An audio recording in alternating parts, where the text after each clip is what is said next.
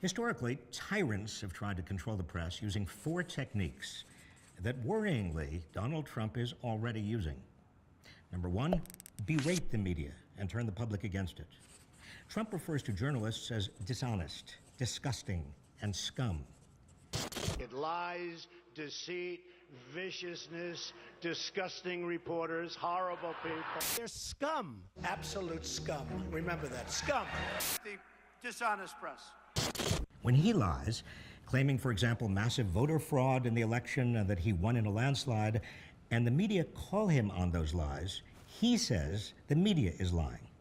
Even televised satires he labels unfunny, one-sided, and pathetic. Number 2, limit media access. Trump avoids news conferences. He's blocked the media from traveling with him, and even from knowing with whom he's meeting. His phone call with Russian President Vladimir Putin, which occurred shortly after the election, was first reported by the Kremlin. Number 3, threaten the media. During the campaign, Trump threatened to sue the New York Times for libel in response to an article about 2 women who accused Trump of touching them inappropriately years ago, and then another that revealed part of his 1995 tax returns. He says he plans to open up our libel laws so when they write purposely negative and horrible and false articles, we can sue them and win lots of money. And 4, bypass the media and communicate with the public directly. Trump tweets incessantly, issues videos, and holds large rallies, all of which further enable him to lie directly to the public with impunity. The word media comes from intermediate between the powerful and the public. Responsible media hold the powerful accountable by correcting their misstatements, asking them hard questions, and reporting on what they do. Apparently, Trump wants to eliminate such intermediaries. Historically, these 4 techniques have been used by demagogues to erode the freedom and independence of the press. Donald Trump seems intent on doing exactly this.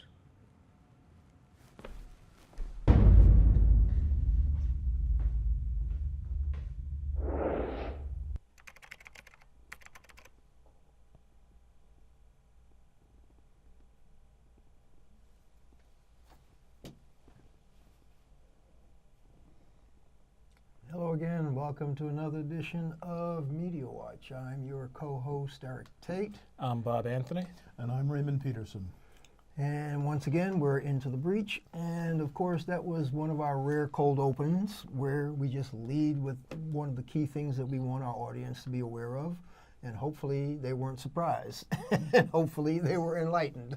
But that was former Secretary of Labor Robert Reich with a very short, succinct delineation of Donald Trump and the Trump White House's playbook on how to keep the media off balance and in the doldrums with the American public, and how to, in essence, make confusion reign when it comes to news, accuracy, good reporting, and keeping powerful people in check, as the Fourth Estate is supposed to try to do as part of our mission. So, guys, thanks to MNN, Manhattan Neighborhood Network, and EVT Educational Productions, let's talk about where we are with this White House vis-a-vis that opening, and where we are with all these cabinet nominations and wherever else we think we might want to go. Well, in terms of the media, as you say, we're being bombarded with so many different stories because there's so many things that are being perpetrated by the White House. How do, it's up to the media, it seems to me, to focus on what is important and separate the wheat from the chaff. So, are we doing that? You know, the public seems to be running in every which direction. They're getting distracted by all of these minor little things.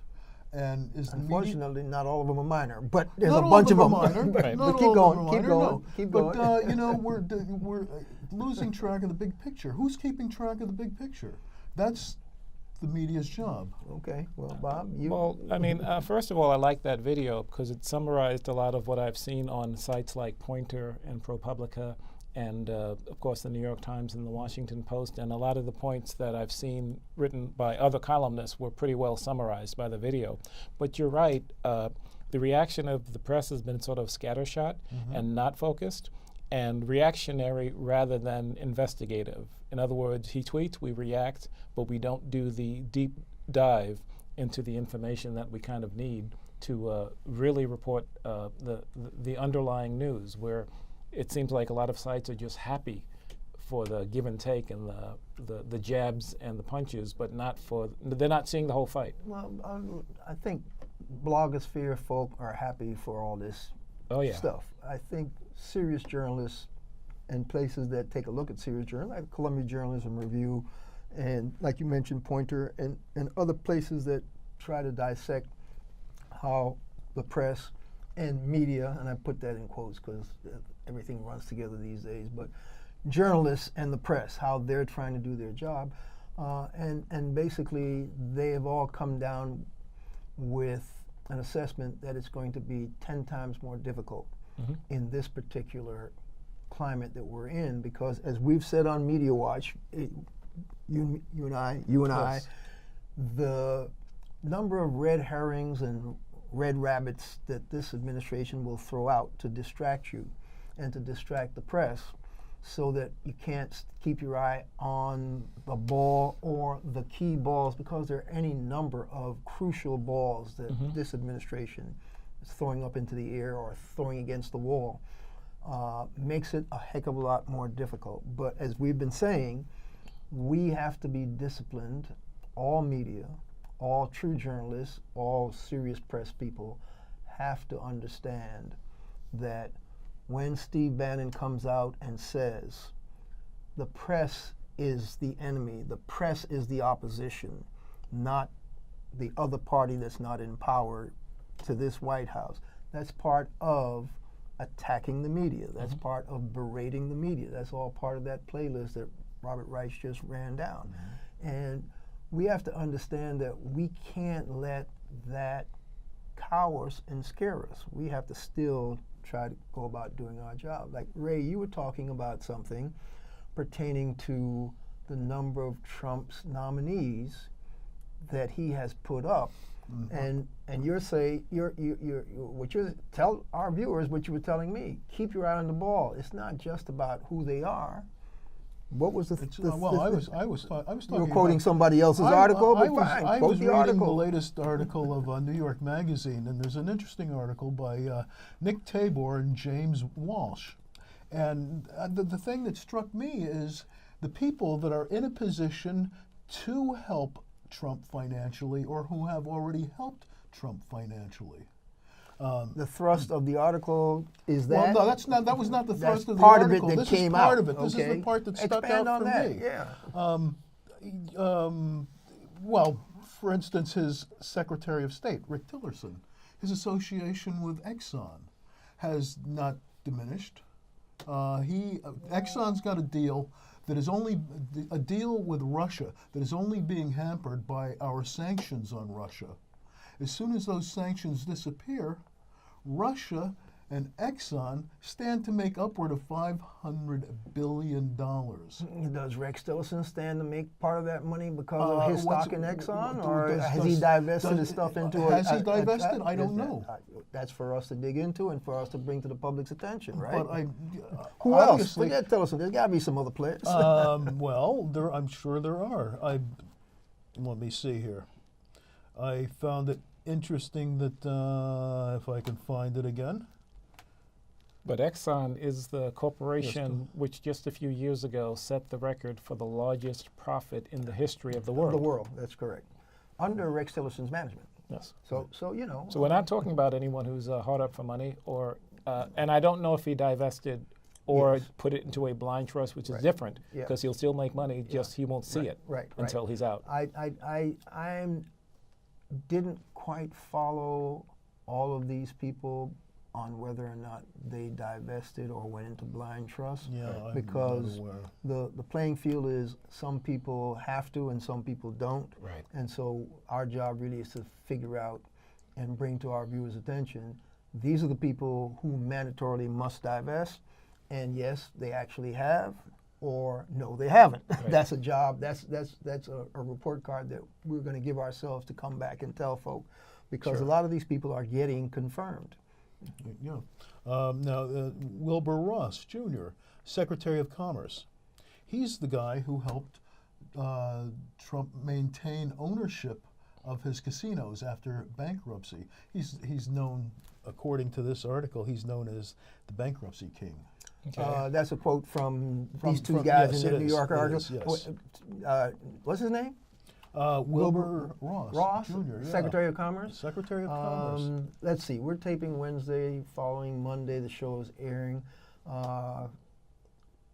3 people got confirmed yesterday and day before. At least they Attorney came out General- of they Attorney came General. out They of came out of committee. They committee. came out of Yeah, committee. They yeah. came out of committee. They now have to And- go before and the how full did they do Senate. that? They did Yeah. that. But Tillerson's illegally been as well. confirmed. Tillerson Yes. has been confirmed. confirmed. I think someone else got confirmed by the full Senate. But the rest of them, pretty much, the ones that were in committees, 3 got out of committee because the Republicans changed the rules. Change the rules. Just took a vote. We need to without- explain to our viewers how the rules were changed. Well, I'm going to put on my parliamentarian's hat. Go. And I mean, to get out of, normally in that committee, one person from the minority party is required to be present. For any vote, for any vote for that- moving forward to the full Senate. Exactly. Okay. And so the Democrats, and there are plenty of photos on the web that show this, simply didn't show up. They were- decided to boycott Yes. because they did not get enough answers to questions that they wanted answered in that committee hearing Exactly. before they would vote to move forward. Exactly. They were being handed a name, but they weren't being handed any information that And they questions wanted. were not being answered, and so they decided in order to get the questions answered, they would boycott, because you can't move forward without a member of the minority party on the committee voting to allow it to move forward. So that's of course, the normal rule. That's the normal rule. And of course, in order to get things done, so what did the Republican majority do? They changed the rules. They changed the rules so that that one person was no longer. They suspended the rules. That's a parliamentary technique. You can vote to suspend the rules, and then you can How just. does that work? But like his parliamentary hat he put on. Yes, I mean- Robert's Rules of Parliamentary Procedure. Exactly. You can actually vote to suspend a rule. A majority can vote to suspend the rules. Okay. And it depends on the bylaws of the body. I mean, you can have a bylaw written that it takes 2/3 to suspend the rules, but in this case, that was not the rule of this body. All you needed was a majority to To suspend the rules, and then under suspension, Once you suspend the rules, you can vote anything you want. yes, you can take, Okay. you can accept the majority vote. Self-serving, isn't it? Absolutely yeah. self-serving. Yeah. Yes. So that's how they got those 3 people to move out of committee towards the full Senate. All right. And that's a dark precedent for Oh, what's no. to come in this Really? administration. How about Well, that? Yeah. speaking of precedents and changing the rules, they came out with a nominee for the Supreme Court seat, Judge Gorsuch, Yes. out of Colorado, I believe. Yeah. And I'm is- sorry- is He's the an interesting selection guy. Okay. He's a letter of the law guy.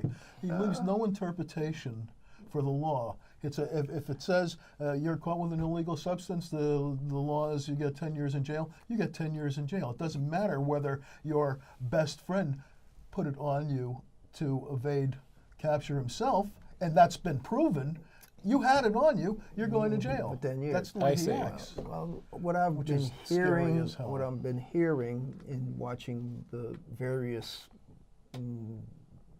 media folk dissect who he is, the Democratic pushback seems to be that he has sided with corporations against the small people in every one of his decisions. Okay, so now that being the case, that's a justice who would never be looking to roll back Citizens United to get all this money out of our election process, because those are corporations saying we are people, Yes. we are persons, and we have every right to do what we do. So that would make me wonder about why we would want this guy on the Supreme Court. But that's just my Yes. personal opinion, not anything from dissecting all of his judicial rulings. But evidently, there have been enough of those rulings where he has sided in favor of corporations against individuals to the point where that's his track record. And that's why the Democrats are saying this guy is not in the mainstream. A lot of other judicial people, a couple of Harvard professors, and I says, oh, this is a great judge. This guy, he rules the letter of the law. He rules by the law. He doesn't let his personal opinion affect. But a lot of folks say, yeah, but he ruled for Hobby Lobby in the contraception thing for the Affordable Care Act. And so they go, de facto, that makes him not ruling. Right. But I mean, it's interesting.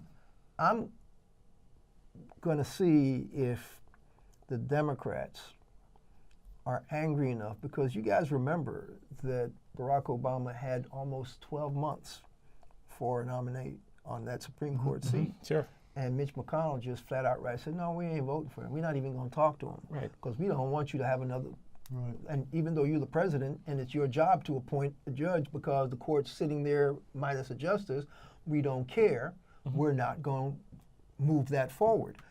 That, for me, is the biggest bit of obstructionism that anybody could come down with, where you actually hold up the highest court in the land from having a full complement of judges just because you don't want the president that's sitting in the White House to have that appointment. But did you hear what McConnell and the other did you hear the word that McConnell and the other Republicans used the other day to describe what the Democrats are doing? Please tell our viewers what word they use. They used the word obstruction. So you understand why I set that up so you could put the punchline in, because that was coming. 12 months of obstructionism, and then they have the nerve to call what these Democrats are doing.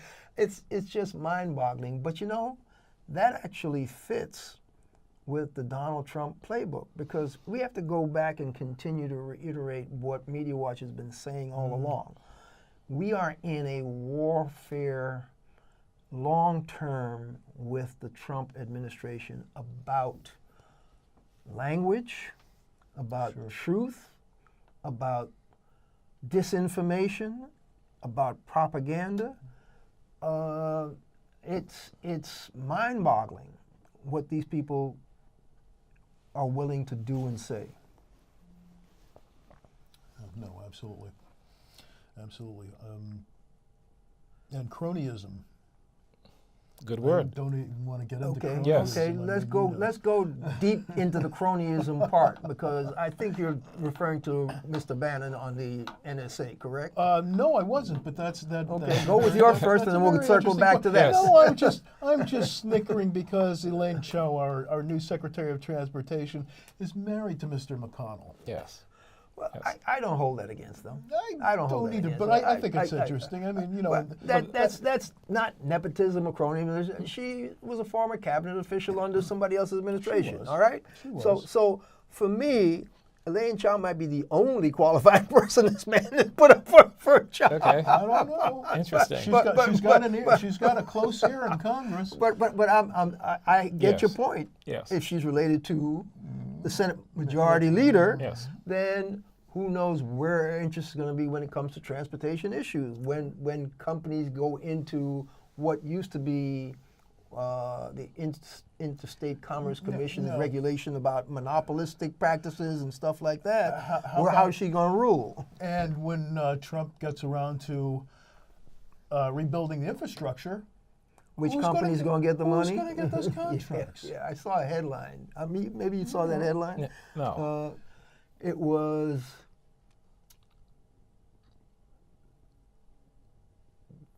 people may not love the wall, but contractors are salivating. Yes. Of course they are. I'm paraphrasing. It's not an exact quote, but what they're saying is, they go for this wall, a whole bunch of people are going to make a ton of money. Yes. And guess what? They're going to make a ton of money over something that's doomed to fail before they lay one brick, put up one chain link fence. Absolutely, but then he's going to hire a security force, because there's no government hiring. There's a ban on government hiring, so he's going to have to hire independent contractors.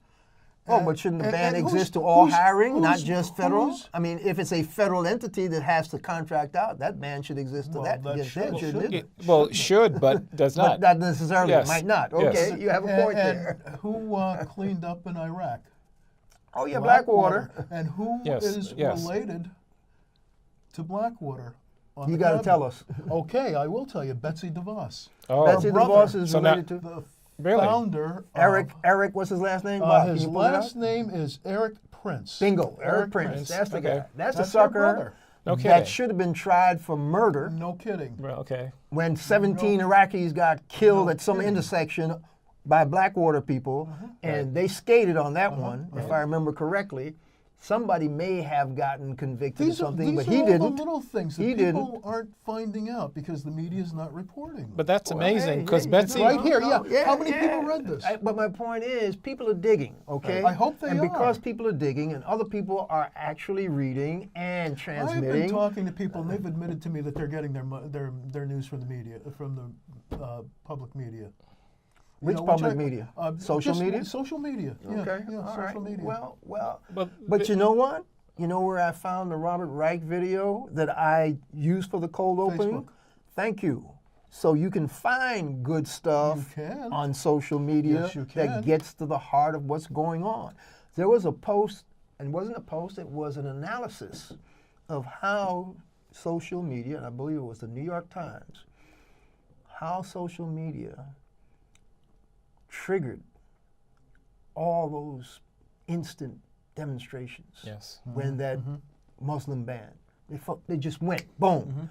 So-and-so's at LAX, so-and-so's at JFK, so-and-so, I'm not and just saying like there's that, no use. boom, Oh, boom, boom. It's very useful for many things, but far too many people, that's the only source of information that they look at. Well, And that's a key, Listen that's a key problem. I was at a nice event this week by ProPublica at the WNYC Green Space in Hudson Square, Lower Manhattan. Oh, not quite Lower Manhattan.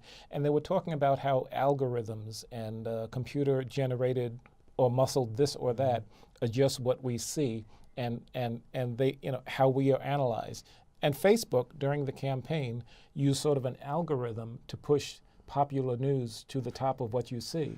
Popular news, quote, popular. And okay. so that could have been pumped up by outsiders pumping the news How much manually. of popular news was fake news? So that's now- part of the problem. Now Facebook is trying to shift the algorithm by adding people.